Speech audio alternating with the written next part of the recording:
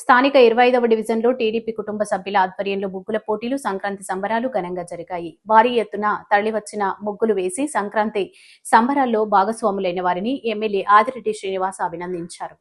City MLA Adireddy Srinivas డివిజన్లో వేసిన అన్ని ముగ్గులను తిలకించి మహిళలు, యువతులతో మాట్లాడారు.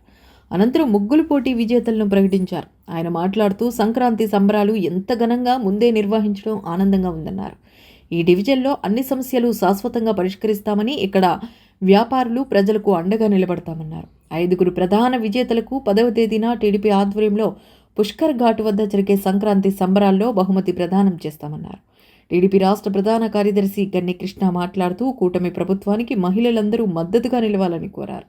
టీడీపీ నగర అధ్యక్షుడు మజ్జి రాంబాబు, ఛాంబర్ అధ్యక్షుడు తవ్వా రాజా, డివిజన్ టీడీపీ అధ్యక్షుడు ముద్రగడ జయరాం, జిల్లా కార్యదర్శి కాశీ నవీన్, మాలే విజయలక్ష్మి, కోసూరి చండీప్రియ, కప్పల వెలుగు కుమారి, ఉప్పులూరి జానకిరామయ్య, దాస్యం ప్రసాద్, బుడ్డిగ రవి, అడ్డగర్ల ఆనంద్, కురగంటి త్రినాథ్, నూకల శ్రీనివాస్, నల్లం ఆనంద్ తదితరులు పాల్గొన్నారు.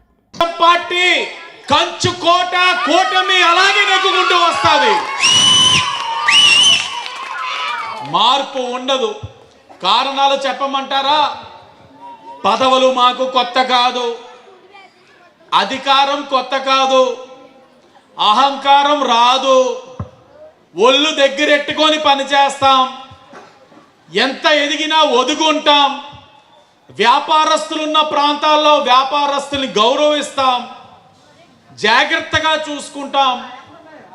మధ్యతరగతి వాళ్ళు కష్టాలు తెలిసిన వారిగా వాళ్ళని ఆదుకుంటాం. దిగువ మధ్యతరగతి వారికి అన్ని విధాలుగా కూడా సహకరించుకుంటూ ముందుకు తీసుకెళ్తాం. అంటే ఒక మనిషిగా చేసే కార్యక్రమాలన్నీ కూడా తెలుగుదేశం, జనసేన, బీజేపీ చేసే శక్తి సామర్థ్యం మాకు ఉంది. మీరందరూ కూడా ఇక్కడే కాదు, ప్రతి వార్డులోనూ కూడా వరకు చూసిన అన్నింటిలోనూ కూడా చాలా సృజనాత్మకత కనిపిస్తుంది.